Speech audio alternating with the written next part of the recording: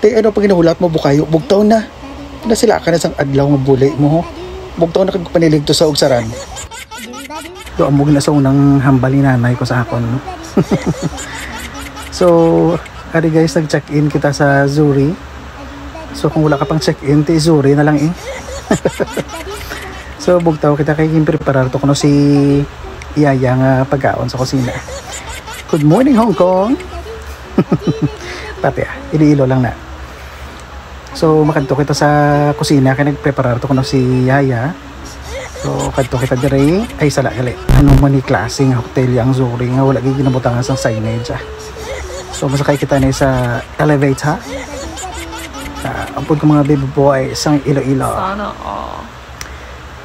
Ari guys, so natingalahan ko ginadiya. Kay abi ko ang traffic ara lang gid sa dalan. Pati diri may traffic pa ya. Kailangan mo pag magpila. So mangita kita sa pagkaon damo oh. Bawa.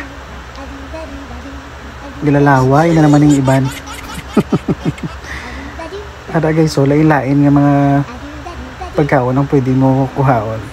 Na, kung nabi wala kita nag-rice, amo na yung kwata kay para siyempre damo pwede ta makuha kapag kaon, di ba lang? Pag nakita nyo, isa lang gidya, amo lang gid ang kaon ko, pero wala ka mo kabalo. Wala na! Kaapat ko na ito guys magbalik. Di ba? Yan lang. Thank you Zuri Hotel. Bye-bye.